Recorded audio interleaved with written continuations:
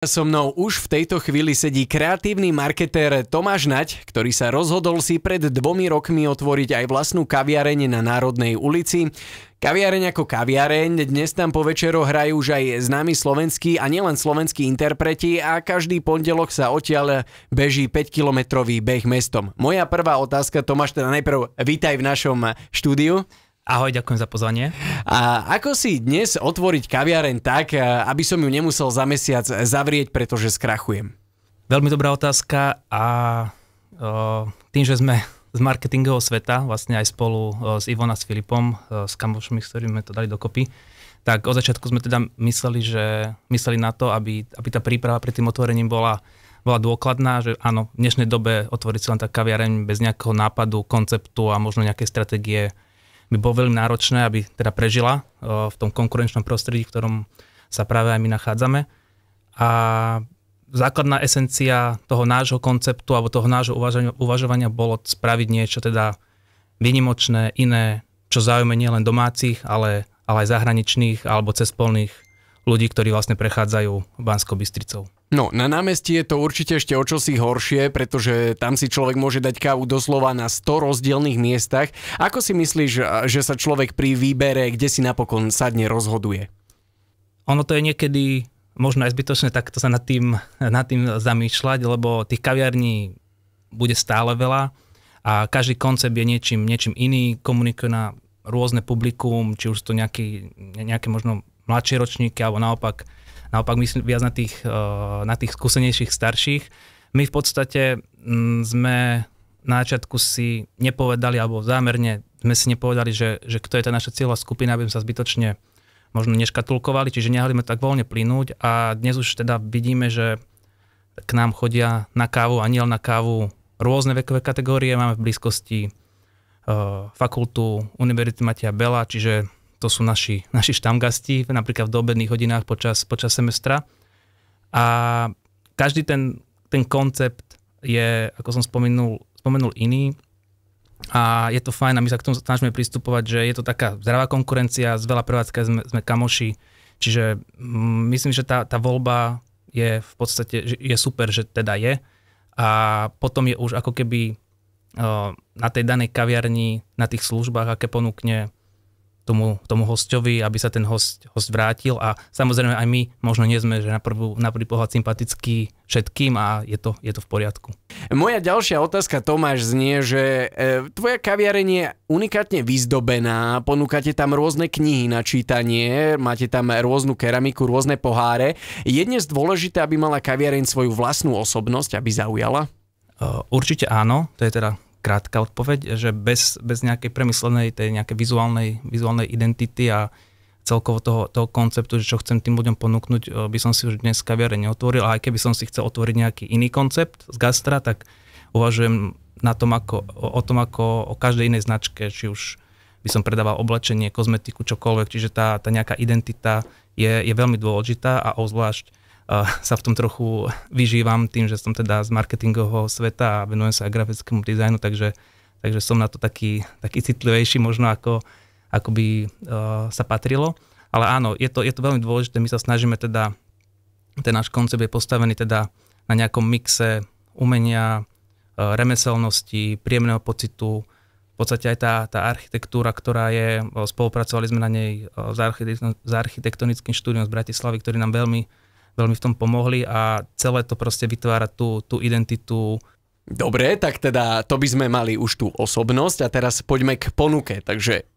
ďalšia otázka. Dá sa káva robiť inak než ako káva? Akože keď to mám tak v podstate zjednodušiť, tak neponúka každá kaviareň to isté a vlastne ostáva potom už iba tá osobnosť? Keď sa takto pozrieme, tak áno, že človek si tú kávu ako takú, že berem teda tú tekutinu, ktorá sa pije, môže dať už hocikde, ale samozrejme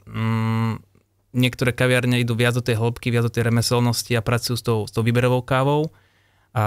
druhý v podstate volia niečo konvenčnejšie, ale ono to vlastne súvisí aj s tým trhom, že stále sú ľudia, ktorí pijú aj tú konvenčnejšiu kávu a my sme si zvolili možno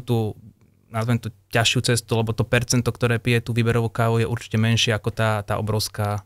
masa. No a keby si mal tak pomenovať 3 kľúčové veci pri varení kávy, tak Ktoré to sú, ktoré ovplyvňa teda ten finálny výsledok, tú chuť? Ono vlastne to začína ešte predtým, ako sa tá káva varí, že tým, že my pracujeme s tou výberovou kávou, ako som spomínal, tak tam je veľmi dôležitý ten zdroj, odkiaľ tá káva pochádza a ako je spracovaná, čiže už na tej farme aj tie podmienky a aj tí farmári ako pracujú, ako spolupracujú s tými distribučnými reťazcami, už tam je to najdôležitejšie, že vôbec tá prvotná surovina je kvalitná a potom samozrejme, kým sa to k nám dostane, tak to niekto ešte musí upražiť, aby sme to my mohli pomieť. Čiže to sú hneď tie dva kroky a samotný ten tretí krok je už potom tá príprava, ktorá sa skladá ešte z ďalších krokov. Čiže v podstate tých krokov tam je oveľa viac, ale ak by som to mal takto zjednodušiť, tak je to určite ten pôvod tej suroviny, potom to samotné spraženie a povedzme nejaká skúsenosť toho baristu, ktorý to vie pripraviť tak, aby keď teda človek šálku tej kávy u nás, aby chutil tak, ako má. Chodíš na kávu aj niekde inde, aby si tam možno niečo aj od susedov odkúkal, alebo ako to máš? Áno, chodíme aj niekde inde, ale možno nie preto, aby sme teda niečo odkúkali, ale aby sme sa mohli možno s kolegami v kľude porozprávať, lebo u nás je to veľmi, veľmi náročné, keďže tam poznáme v podstate strašne veľa ľudí, čiže keď sa o niečom chceme debatovať, tak trošku súkromia nájdeme práve u tých konkurenčných, alebo nazvem to spriateľných kaviarní, kde veľmi radi chodíme a skúšame aj ich produkty a možno navzájom aj inšpirujeme, vyzbierame nejaký možno feedback, vieme takto o tom otvorene rozprávať v podstate aj možno s inými majiteľmi. No a ty si práve teraz povedal to s priateľnými kaviarňami, tak viem, že ty spolupracuješ s viacerými kaviarňami takým štýlom, že keď je jedna zatvorená, tak zákazníkom vyslovene odporúčite, že toto miesto, tu si taktiež môžete dať výbornú kávu, tak ako takáto myšlienka vznikla, koľko kaviarní vás takto spolupracuje a vlastne to ma najviac zaujíma, že bežne to je o konkurencii a vy ste to takto pojali trošku inak. Áno, ako vravíš, nebrali sme sa vyslovene ako konkurencia, že my samotní nie sme z gastra, nie sme ešte úplne takí možno omávení, alebo možno aj vyhorení, lebo akože je to ťažký svet o tom potom. Ale ono to vzniklo tak nejako spontánne, že tak Bystrica je malé mesto, my sa poznáme, v podstate sú to možno naši rovesníci, takže ono to bol úplne spontánny nápad, že neviem, kto s tým úplne prvý začal, neviem, ale v podstate keď má niekto výpadok elektriky alebo je zavretý z nejakých iných dôvodov, tak úplne bez problémov na sociálnych sieťach zdieľame teda, že nie sme zatvorení, môžete dať super kávu aj tu alebo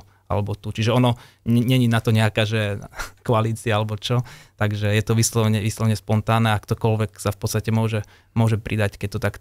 takto cíti. No a spoločne s inou kaviarňou organizujete pravidelne aj 5-kilometrový beh cez Banskú Bystricu. Beží sa od jednej kaviarni k druhej. No kde ste sa inšpirovali týmto nápadom pri tvorbe tohto zaujímavého projektu? My sa v tomto projekte trošku teda vezieme, boli sme primárne oslovení vlastne druhou kaviarňou v centre mesta a je to projekt, ktorý zase organizuje ďalší šikovný človek a on má takýto koncept v podstate na celom Slovensku, že sa oslovia možno kaviarne, lebo akože je to fajn komunitný spot a tam sa spraví nejaké intro, nejaký stretching a v podstate beží sa 5 km a v Bystrici je to myslím, neviem, či to je jediný prípad, ale väčšinou sa beží teda od jednej kaviarne a vráti sa do tej istej, u nás sa beží od jednej k druhej, čiže to je také sympatické, že sa spoja takto dve komunity. A čo má spoločné káva a beh? Ak sa môžem takto opýtať. No na prvý pohľad vlastne ani nič, ale tí ľudia, ktorí sú na tých behoch, tak predpokladám, že do veľkej miery sú aj vášniví kávičkári a je to, ako som spomenul, už o tých komunitách, čiže spájajú sa takto dva svety, že ten šport a s tou kávou alebo s tým gastrom ja vidím, že je to veľmi prepojené a takto to funguje aj nielen na úrovni behov, ale aj na úrovni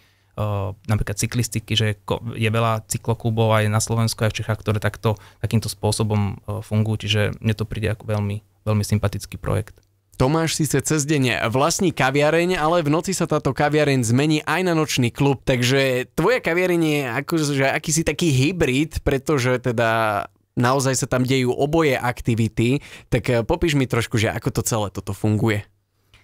My sme od začiatku,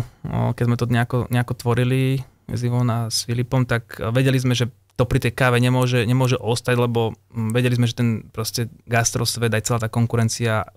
podstate nielen v Bystrici, ale tak celkovo je veľká a že aj nám v Bystrici chýba taký priestor, ktorý sme v podstate vytvorili a myslím, že sme trafili klinec po hlavičke, lebo to, čo tam vlastne robíme, tu nejakú dramaturgiu alebo tie možno kultúrne podujatie, tak máme veľmi, veľmi dobrú pozitívnu väzbu, spätnú väzbu a sme sami prekvapení, ako to na tých ľudí funguje a možno by som to poopravil, že ono to není že úplne že nočný klub, lebo my tie akcie v podstate robievame niekde medzi 9. a 11., čo keď som bol mladší, tak som ešte v podstate bol doma a nešiel na nejakú party, čiže ono to je veľmi sympatické, že a zároveň praktické, že človek o 11. je vytancovaný a môže ísť posledným autobusom domov. Takže je to taký trend aj zo zahraničia, že tieto kvázi nejaké, nazvem to denné alebo večerné akcie zažívajú čoraz väčší úspech, lebo v podstate ak chce človek ísť na nejakú akciu, má doma aj deti a stále ako keby vyrástol možno na tých akciách, keď bol mladší, tak chce možno občas tom pokračovať, takže je to akože aj pre tento účel super. No a teraz poďme k tým praktickým veciam, tak ako dlho trvá takáto premena, ako vyzerá premena z kaviarne na takýto, povedzme, večerný klub, teda nepovedzme nočný a tiež akože keď niekoho nového príjmaš, nejakého čašníka a čašničku, tak zároveň im hovoríš, že budete obsluhovať teda kávu a zároveň večer budete miešať drinky?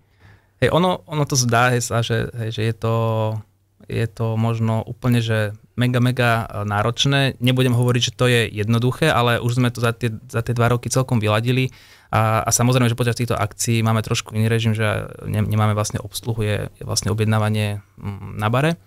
Čiže myslím si, že aj z tohto titulu, že sme takýto nejaký hybrid, tak to priťahuje pozornosť vlastne aj ľudí, ktorí u nás chcú pracovať a v podstate sú to mladí ľudia, ktorí sa radi zabávajú, čiže sú v takomto zábavnom prostredí a popri tom, hej, pracujú. No a k tým praktickým veciam, no zhruba keď máme tie také, že akcie klubové noci,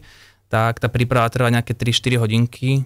V takýchto teplejších mesiacoch je to lepšie, že nám vyfunguje terasa, čiže my tie stoly všetko vypracujeme do nádvoria a keby sme to boli vedeli skôr, že tak to bude, tak povieme architektom, nech nám trošku ľahšie stoly spravia, lebo sú strašne ťažké, majú asi 20 kg, ale už proste sme sa nejako nastavili, čiže ono to už je pomerne rýchlo teraz a potom závisí od tej produkcie, že kto u nás hrá. Čiže keď máme tu nejaký DJ set, tak ako vravím, tie 3-4 hodinky so zvučením aj s nastavením svetiel je fajn. Ty si avizoval aj na sociálnej sieti, že pri vašej kaviarni došlo niekedy v minulosti aj k incidentu, tak čo to bol teda za incident?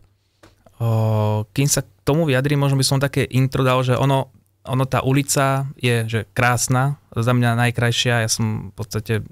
milovník Bystrice a táto ulica mi v podstate, ako som ju začal vnímať, prirastá k srdcu a to, že tam teda máme kaviarne, len taký bonus a ona bola dlho len taká tranzitná ulica, že človek vystúpil z autobusovej zastávky alebo z malej stanice, išiel hore na námestie a tam skončil, ale my sme zrazu teda otvorili a už sa tam ľudia začali zastavovať, už tam trošku začalo žiť